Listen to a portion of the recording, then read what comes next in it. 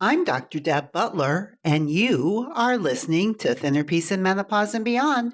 This is episode number 344.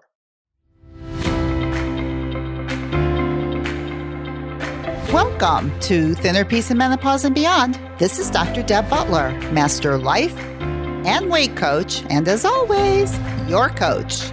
If you're a woman and you're smart and you're successful and you've been struggling with weight your whole life, and now menopause is making it harder than ever, and you are ready to make this the last time you ever have to go on a diet again, then this podcast is for you. Stay tuned. Well, hello, all my dear friends all over the world, and I mean all over the world. How are you today? I hope you're having as good a day as I'm having, and I'm so excited because I want to share another one of my beloved clients' story with you. I'll tell you what, there's probably nothing I love more in my life than coaching my clients and watching their transformations right in front of my eyes. And there's nothing else I love more than sharing it with you because they love it too. And I'll tell you what, most of the people that volunteer to come on here, usually they come on because they want to pay it forward because they heard somebody talk who I interviewed and it influenced them to take this journey with me. And when they've had an amazing transformation because of somebody else that they heard on my podcast, they too want to come on and do the same thing. So I want to introduce to you today Kristine. And her story is beautiful, and she is beautiful inside and out. And of course, this is on video too. So if you'd actually like to see our video, you can go to drdebbutler.com/344, and you can actually see the video and hear it. But if you just want to hear it, just sit back and listen because she's going to be right here.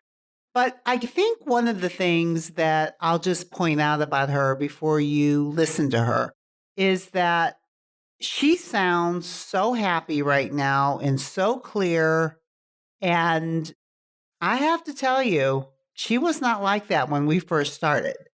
So when you hear her and you hear how beautiful she thinks her life is now, even though it's exactly the same as it was, but her mind has transformed so much that she is enjoying her own life so much more. Yeah, she's lost some weight, but what she wanted more than anything else was to be relieved of this obsession and burden around her own body and food. And she thought losing a lot of weight was what was going to free her. And actually, she was freed way before she lost the weight, which is what helped her in losing weight, is to free herself and enjoy her life and realizing that all the weight in the world isn't what transformed her. It's changing her own perception, which is what we did through coaching, through what she put into her mouth, changed everything for her. And her name is Kristine, but I call her Dorothy. When you listen to this, you will see why I quote unquote call her Dorothy. So sit back and enjoy this beautiful woman inside and out, Kristine. Hello, Kristine. Welcome to my podcast. Hi, Dr. Deb. I'm pretty excited. I know, I'm pretty excited too. And the reason I asked you to be on here is because a lot of the things that you've said to me over this year of working together have been very prolific. I wish I had recorded it. I wish other people could hear it. That's the kind of stuff that goes on in my mind when I've been working with you is, darn, I wish I had that recorded. What I'm hoping for you today is that some of those prolific moments will come back out of your mouth so that other people can hear it.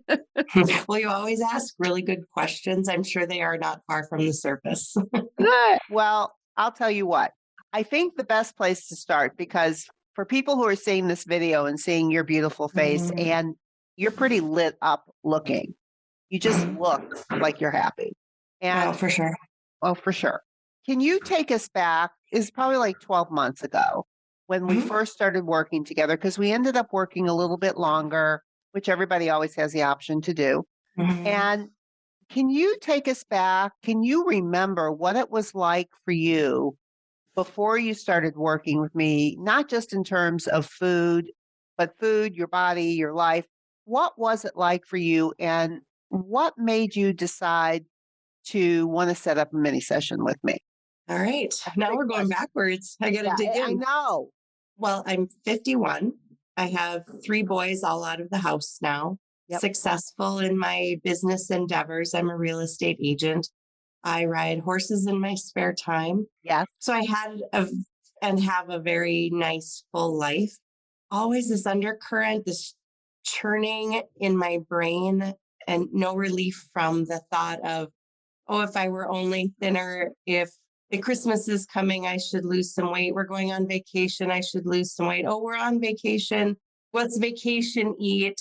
And then come back to, I'm never having another margarita or chocolate chip cookie, and then end up eating every chocolate chip cookie and drinking every margarita in the house because I was never going to have another one. Amen, And sister. right? And it was just exhausting. And I've had success losing 20 pounds many times. And it makes me weary to think how many pounds that probably added up to.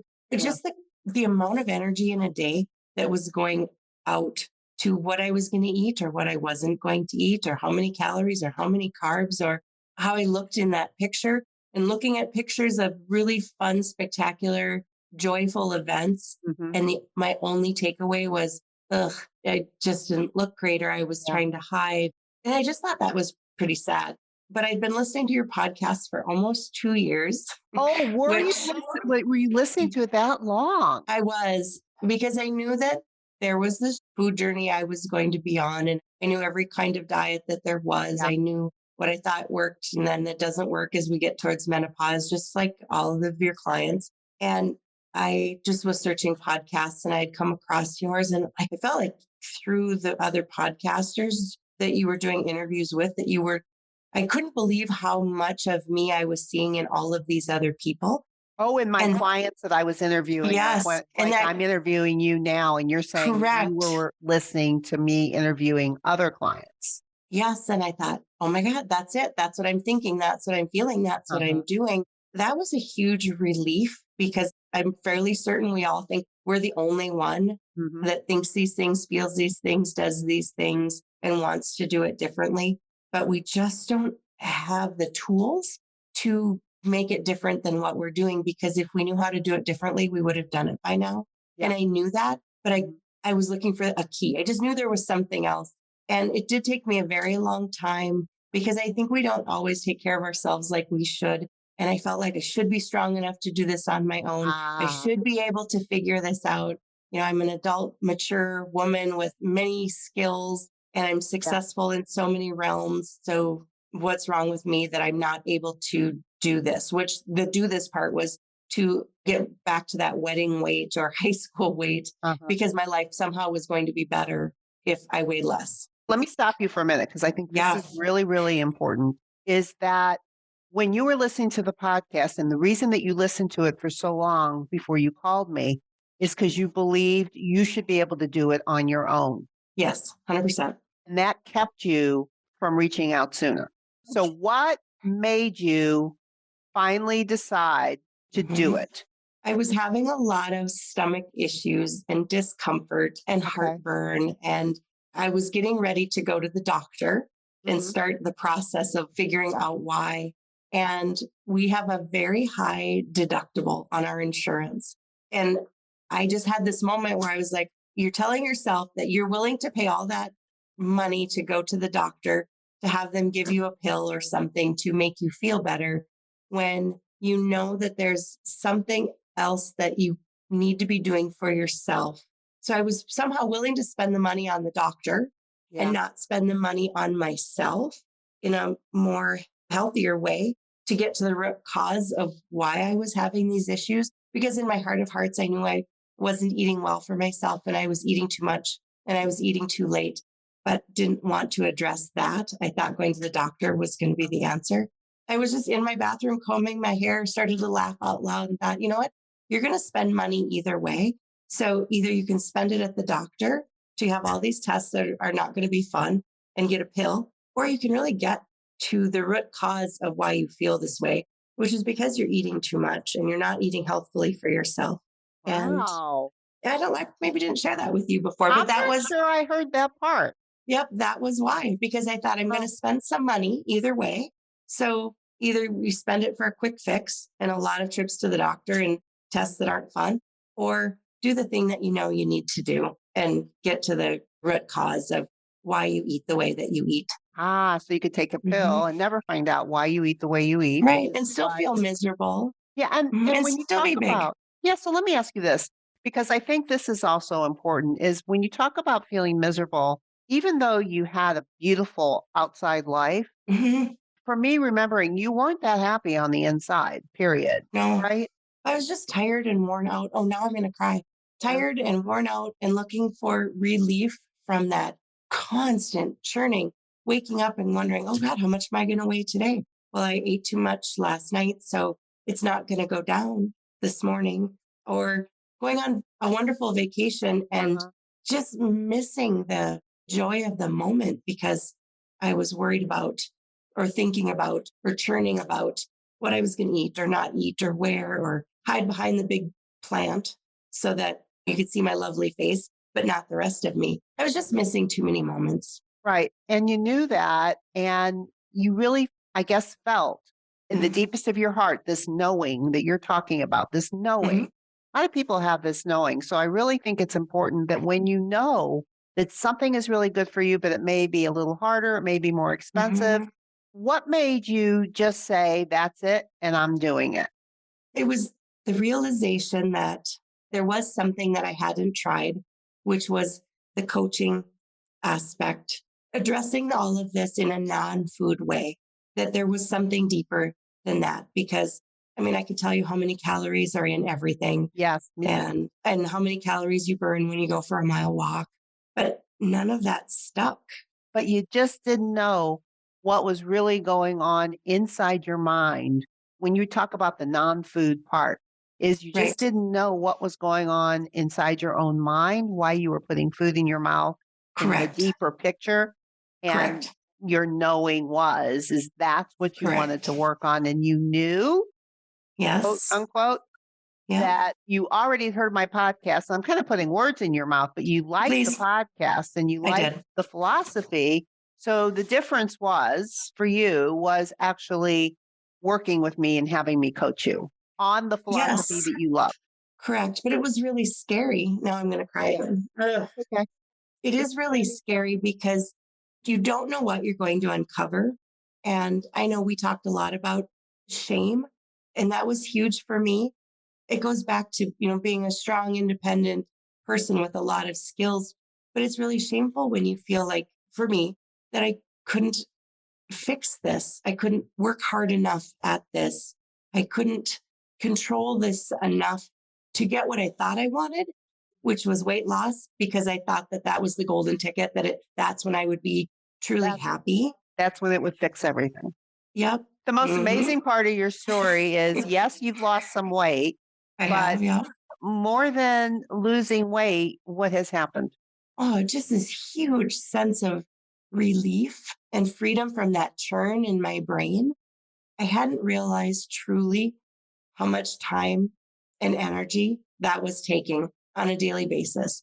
Everything from the second I woke up and stepped on the scale, what am I going to wear today? What's going to hide this flaw or that flaw? Suck it in, stand up straight, just constant. And that's what I really wanted relief from was that churn. So like we talked about before, it's like absolutely nothing in my life has changed, but everything's changed. I love that. I love it because you still have the same husband, you still have the same job, you still have the same Same house, kids. same kids, same hobbies, all of it. It's all identical. But the joy, the freedom from the dark cloud over all of it is just really evaporated. It's evaporated. I love Yep. that. I just love that. And it's like as I watched you change, and as people are listening to this or watching it, Mhm. it was a transformation in terms of carrying this huge burden, this Yes. obsession with Yes. thinking the food and weight and all that stuff is going to be that there's something wrong with you. You Yes. can't manage it. And when Yes, you exactly. can, then your life will be wonderful. Right. Absolutely. 100%. Right. And now your life is wonderful. Yep. And it's not so much because of how much weight you lost. Why is it so wonderful now? Because it's not really about the weight loss. What is it about, Christine? Well, Seriously. I know that's the transformational part, Yeah. that it just has had nothing to do with weight. But that was a place that I could focus, I guess, to Yes. give me relief from all the other things in my brain. So I just happened to focus it on that. It's so remarkable. The opportunity to go about every day and really enjoy all the parts and pieces without the extra cloud over the top of it is really a gift. And I know we've talked about, there's traditional therapies that people go and Yes. sit on the couch and talk to people. And I knew that that wasn't what I was looking for because I didn't want to rehash too much all the reasons why a bowl of ice cream was my friend. I see that it served a purpose. And then it leads to, we let so many people and their opinions into our lives. Now I don't know why we let them in, but what they say to us carries a lot of weight Hmm. over the years. And it's been very freeing to realize that I get to choose what I want to let in and how I want to interpret or not interpret what they've said to me. I don't know how many times did you say, why does that matter? How do you know that that's what they meant? You don't know that. Let me interject for a Mhm. minute because you're getting into something else that's really Okay. important for people. So it's not about the weight, but it's what brought you here. It's what Yes. brings Yes. everybody. And when Correct. my weight is fixed, then everything in my life will It'll be get great. better. It'll be great. Right. And your life got so much better even before you lost a pound. Right. Because I didn't lose any weight for a very long time. I know. And I want you to talk about that Mhm, mhm, because what I said to you at the time, this happens, you're not the only one, is mhm, that we think all my happiness and joy is going to come from the weight loss. And mhm. really, it's the burden that you were carrying Yes. that was causing all the discomfort and the misery. And through the coaching, and you're Yes. like you're talking about relationships. Like we did a lot of work with relationships and your Mhm, thought processes around mhm, that because you were putting food in your mouth mhm, during those times. So it came up on the food journals, but it mhm. wasn't so much the cookie. It was what you were thinking about what somebody else was thinking about you that made you eat the cookie, you thought. Yes. And so we Yes. really got to get into a lot of your thinking about your perceptions, about your Mhm, relationships. And mhm, one in particular that really comes to me that I would love for you to share with people, because I bet you there's so many people out there that have the same thing, is that you used to eat dinner mhm, later because you wanted to have dinner with your husband. He had worked hard all day and you mhm. made the foods that he liked, and you usually would end up eating way before and then you would eat again. Enduring. And so it's interesting the way your food journals look at that Yes. time because there was a lot of eating going on Oh, before you yeah. ever had dinner with him. Yes. And the purpose of food journals is to bring up what the heck is going on in your head, right? Yes. So, Yes. would you say a little bit about those aha moments for you? Because it was huge for me watching you. Yep. And we're talking about relationships and we're talking about eating when we're not hungry. So, Yeah. And I was the queen of eating. In fact, I remember I had to work really hard to figure out what hungry was for me because well, I was yes. never hungry. Oh my gosh. So, okay. So, without confusing people, there's two Yep. things that we're going to talk about here because they're both extremely important. Mhm, So, first of all, the beginning of when we first started working together, you just started sending me food journals. mhm. Okay, and then we're going to get to the husband. So these are the two things we're Yeah. going to talk about. With the food journals themselves in the beginning, the biggest thing that we worked on was just waiting until you got hungry Right. because your food journals reflected no hunger because you were Ever. eating to keep yourself from getting hungry. And Hmm. do you want to say just a little bit about that, the aha moment, because you were brave enough? And Hmm. most people, I call it courageous, sending food journals in the beginning when you don't like what you Hmm. see and you have to have somebody else see what you don't like to see. It's very freeing once you get through the first few. But at the beginning, I mean, this goes back to the shame part of it and Yes. having any kind of a food journal or taking measurements and wondering in a week if your measurements are down. And I've done all of that and I've always hidden all of that and tried to go on a diet without anybody knowing. Or Yeah. I guess we feel damaged or unworthy or all of those things You together. did. You did. I did, yes. So it was hard with the food journals. And I remember at the beginning, I kept trying to make it about the food in the journal, about, well, I have a cup of coffee and I put a little cream in it, and that probably keeps me from getting hungry. Should I not put the cream in the coffee? You're like, be done with the cream and coffee already. Just put it on your food journal and Yes. let's see where this goes. That was very difficult because I was such a calorie counter or a carb counter or a Yes. calorie and carb counter. So it was odd, but I had heard you coach so many people through 2 years that I had listened that I had confidence that you got it and you Uh-huh. got us, you would get me. I got you. Yeah, exactly. And that was a huge relief because I really had to go on blind faith that I found the right person talking about the right things that were going to help me address what I wanted to address. And I wish for everybody that same opportunity because there was a lot of blind faith involved that I just had to do it, but I Yeah. was so willing to do it. And oh gosh, now I got all excited again. I forgot what we were talking about. Well, I think what you're saying is really interesting because I think the reason some people who really know that I can help them and they love what I'm talking about, but they're not sure they can do it.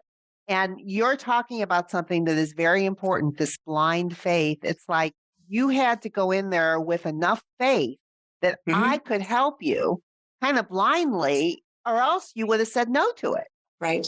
if you I were just just had to depending on believe. yourself. And I knew that I hadn't been able up to this point Yes. to make the changes that I wanted to make. So back to the eating when I wasn't hungry, Yep. really fascinating in the food journals because at first it's just like a big swampiness of all these reasons why I ate. Wait, let me interject for a minute here because when you're doing food journals, you're writing down the hunger scale, what your hunger Yes. scale is before and after. So Hmm. it's not that big of a deal. I just want people to know when we're doing Oh, food yeah. It's journals, not, you're really we just make it writing way too down. complicated. We Yeah, make it you're way just too complicated. exactly. So you're just writing down what your Yeah. hunger scale is before and what your hunger scale is after, which is how you Right. started, right?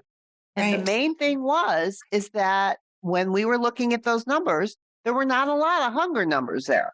There was a No, lot of fullness plus numbers there plus, and plus, over plus. plus twos, but not Yes. anything under zeros. No. And that took a lot to uncover. And I remember one That's right. specifically, I had met one of my sons at the mall. This That's was right. pretty early on, That's right. I and remember. it was lunchtime. So we ate, Mhm. and I was not hungry when we ate, but it was lunchtime, and I was at lunch with With one your of my son. kids.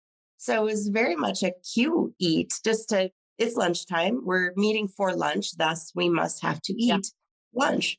And I was miserable after I ate. I wasn't hungry when I started. I ate even more than I should have under any circumstance, but it tasted good. And it was lunch, and I was having lunch with my son, And he was eating. and he was And what eating. would he think if you weren't eating? That's what's so crazy is, and now with your help, I was Yeah. able to see he probably wouldn't have thought anything. And if he did think something, that's okay too. Right? Not my business. That's the other thing. Not my business what he's thinking.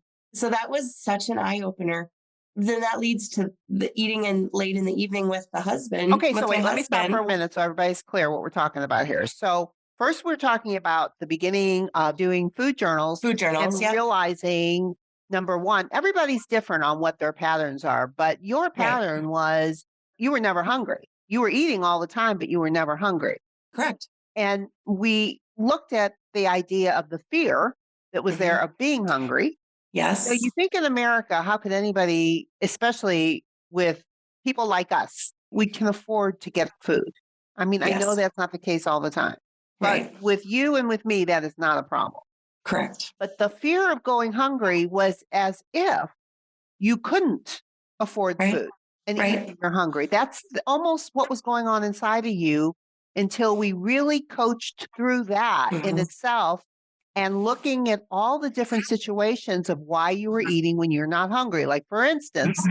eating with your son. That was a very big moment of just Hmm. noticing the only reason that you were eating was because you were just afraid that he would think something about Hmm. you if you weren't eating. Even more so than the food tasted good was just, Right. how could I eat with somebody if they're eating? Right. It's lunchtime. We're supposed to eat. So that was a big thing. And there were many situations like that where you Yes. uncovered that you could go according to what was going on inside of you and Yes. less worried about what was going on inside other people. And that's so fascinating that we just Yes. so are not paying attention to ourselves Yes. You were that not it's, paying attention to I'm yourself. not even a bit. It was all external cues for the most part. And I couldn't even hear myself. You I had to didn't know really, no, I didn't know. But that's what the beauty of the coaching is, because you can stop us in our tracks and give us a different way in the moment to think about it. And just to get our brains going in a different direction, to make some space for us to have a different thought about it. Yes. And for you personally going into your brain and seeing what your mind management issues were, what your Yes, obstacles were. Like correct. everybody's a little bit different, but for you, boy, were you focused on what people were thinking about you all the time.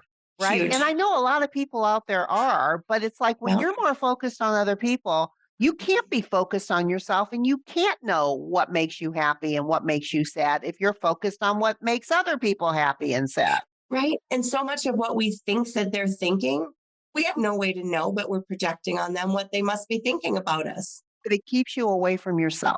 100%. It's like, man, a lot of times, like with my own husband, boy, I think that if I could just fix him, my life would be better. So I just worry about Right. fixing him. I have to Right. worry about myself. But Right. really, in reality, we're fixing and working and noticing what's going on in ourselves is the only way to Mhm. change anything, which is exactly what you did is you Mhm. started focusing in on Kristine Yep. and on what's going on with Kristine, like Kristine is never hungry. What is going Yep. on? Why? And Mhm. then with these type of coaching moments, you started letting yourself get a little hungry, letting Mhm. people think what they wanted. And we started seeing food journals with hunger in them. I remember the first day that I didn't eat until almost 4 o'clock in the afternoon because I feel like there was that many extra calories in my body that I just waited to be hungry. And And that was brave. That was it so was brave. scary, Yes. but it was fascinating at the same time because early on you talked about being curious and just try it and just see what happens. And the curiosity part really helped me because it Hmm. wasn't a measurement of good or bad, or you're doing it right or you're doing wrong. Try it and be curious and see how you feel. So I just kept watching the clock going, oh my gosh, oh my gosh, oh my gosh. And then I finally felt hungry and I was like, woohoo, I got hungry. And Right. And it was a but big deal. it was because it was so unfamiliar that Hunger I was so unfamiliar. unfamiliar. 100%. Okay. Mhm.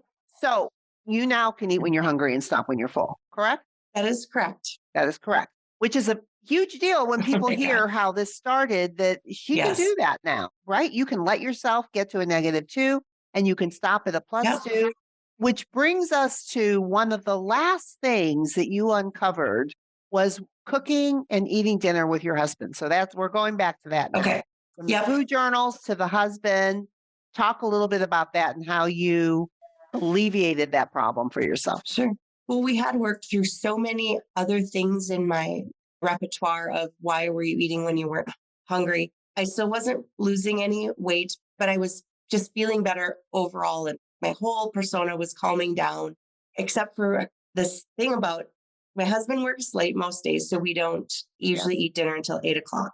Well, I would start thinking about cooking dinner at 5 o'clock, and then I would be snacking the whole time I'm eating dinner. Because you were hungry. Well, but I didn't realize that at first until you said, do you think maybe you were hungry? Because I could make something like hamburger gravy over mashed potatoes. We're, pretty Midwestern in some of our fare.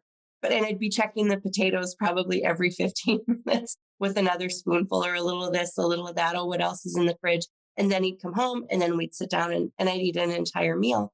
Totally not hungry when we ate the meal, but we were sitting down together and having a nice meal. And Hi, honey, how was your day? And I would just be miserable because I ate way past being full. And then I would try to not eat while I was waiting for 8 o'clock to roll around so we could eat dinner. And then I was crabby, and then I was crabby at him. And it was just a big junky mess. And you pointed out, that you said, well, maybe you're hungry at 5 or 6 o'clock. Never dawned on me that I could be hungry at 5 or 6 o'clock And if eat dinner a wasn't till eight. meal before he comes home because you're Right. hungry and ready to eat. Correct. I never put it all together.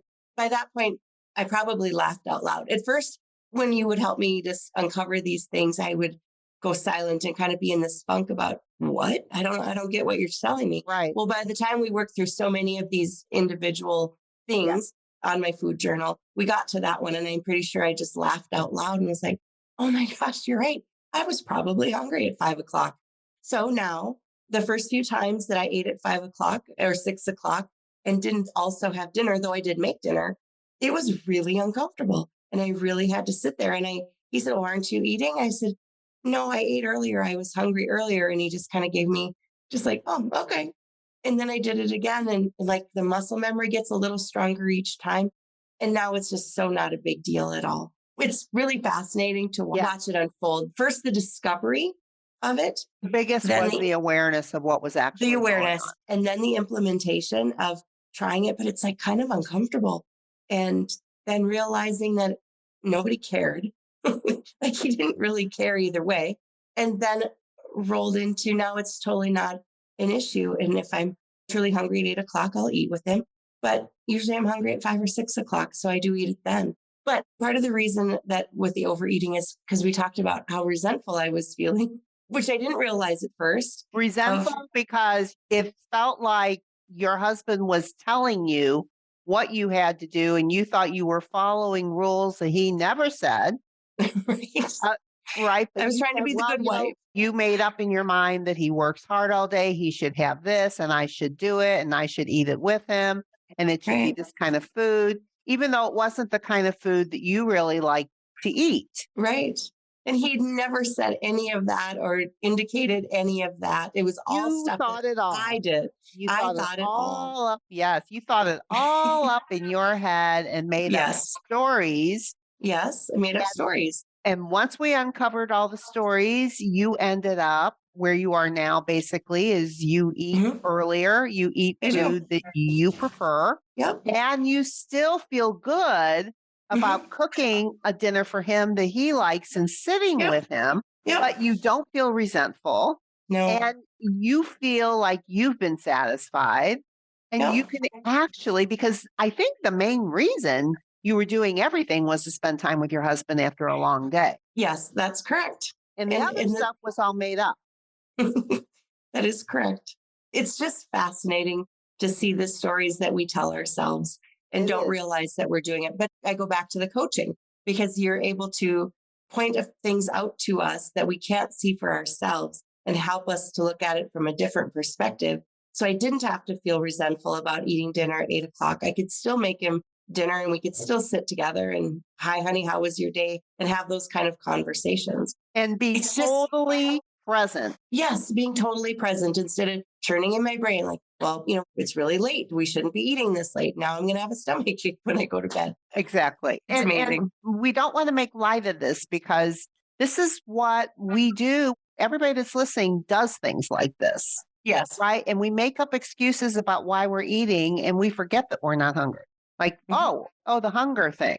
And because you did such diligent work on this and figured it out, it's almost like you created better relationships with the people that you were Oh, eating yeah. with Yes. only because you got out of their heads and Mhm. started actually being with them and got in your own head and your Mhm. own body, connected with Mhm. yourself so that you could actually connect better with the people that you care about the most. And we could go on and on about different relationships, mom, dad, Oh, the whole for thing. sure. Yep. But I think for now, that is a perfect example of what it's like when you get in your own business and your own mind body connection, which is Mhm. what you did, which brings me to the last thing that I want to ask you about Mhm. Mhm. is about your life in your world now. And Mhm. the way that you described it to me is you felt like your life went from black and white to Hmm. Technicolor. Hmm. Oh, now I am going to cry. Yeah, well, it makes me cry. It was a crying moment. Oh, Say that. yeah. Mm. I know. Just take a moment. I Thanks. know it's heartfelt. It really is on my end too. And I just want people to see and hear and feel what a heartfelt experience this is for you. It's just such a huge relief and weight off my shoulders that created so much more space to be present. And I could reference many different I know. podcasts as I had with you about women saying, I was so present that I truly enjoyed the activity. Yes. And I didn't understand that because I'm there, I'm present. But no, you're not present until your mind is in a place, it isn't clouded and crowded by all of these other thoughts taking up your brainwaves. And I really did feel like that Technicolor Dorothy Wizard of Oz moment because truly nothing in my life has changed, but yet everything has changed. The peeling back the curtain of it. So when my kids come home, which I'm so grateful that they are, it used to cause me a lot of distress because, oh God, now I've got to Yeah.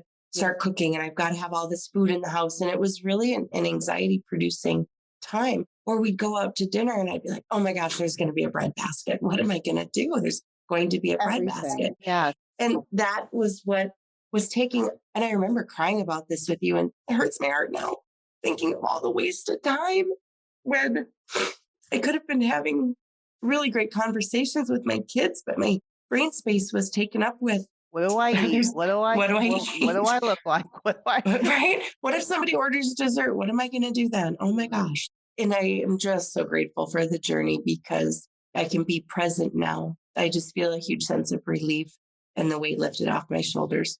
So thank you for the opportunity to work with you and to have a program like this that you've created that you can coach us through these moments and help us find a different way. Because in listening to your podcast for a couple of years before I talked with you, so many of us are so similar and have so many things alike that I hope somebody gets from this conversation what I was able to get from so many of the other people who you've coached. It's very powerful. Oh my gosh. Well, before we end, is there anything, what would you say to someone who was where you were Mhm, and now you are where you are now?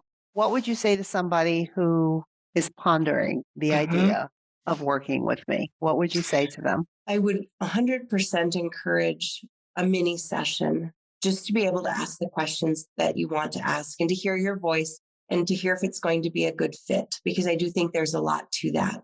I think you're incredibly able in a very short amount of time to get to a lot of the kernels, even in the mini session, Yeah. of the things that are in our brains to give us hope. And that was huge too. So, if nothing else, book a mini session. And But if they it booked the feels mini session. They booked the mini Mhm. session and now Yeah, they're pondering. What would you say to them? I would say don't hesitate for a second and get on the list to get a time slot with you. I remember I had to wait about 6 weeks or so to get into your calendar, but even that 6 weeks was very hopeful for me because I knew that there was help at the end of the phone. So I wouldn't hesitate for a second to encourage somebody to do this because it is so not about the weight, which is a byproduct. If you lose some pounds or you lose all the pounds you want to lose, just the sheer relief from the churning in the brain for me was absolutely huge. And I know I said it in the mini session. If you could just help me find some relief from all this churning in my brain, I would be perfectly happy to never lose a pound again. But I need to make a change. And I think with your help, I can do that. Well, thank you so much, Kristine, for Mhm. being on my podcast today. You're a wealth of information and filled with heart. And I know your name is Kristine, but I actually could call you Dorothy Right. and say to you, Dorothy, you had it all. All along. You had it all along. And I'm so happy that I could be the one to bring my paint set with me Hmm. and vividly color your life. So I'm just thrilled. Thank you so much. I'm thanking you. You're thanking me. But it's Right. like I get to do what I love to do. and you get a life that's in Technicolor. So we're both Mhm. good. Well, thank you. Thank you very much. I feel like it's Sweetheart. a huge service that you do for everybody. Thank you, Kristine. Thank you. Thank you. Bye bye. Bye. Well, what did I tell you? Now you know why I call her Dorothy, right? Because she's one of my clients that said to me, and she told you in the interview too, that she felt like Dorothy in The Wizard of Oz, that her life had transformed so much that it went from black and white to Technicolor, just like in The Wizard of Oz. And this was all through coaching and eating that this all happened for her. So, if this is something that resonates with you, and the reason that she's on here is to make sure that if you're one of those people out here listening to this podcast who was like her and who is ready to be free, this woman, she is relieved. I think that's how she put it. Is she's just relieved and she's free. And if that's really what you're looking for and you want to lose weight too, then you might want to have a mini session with me just like she did by going to drdebbutler.com/work with me, and you can set up a mini session and find out if what I did for Kristine is what I can do for you too. So, of course, I would never leave this podcast without saying something very, very important to you. And if you've been listening for a while, you know what it's going to be. And if you're listening for the first time, take note. Wherever you go and whatever else you do this week, please, please, please be kind to yourself.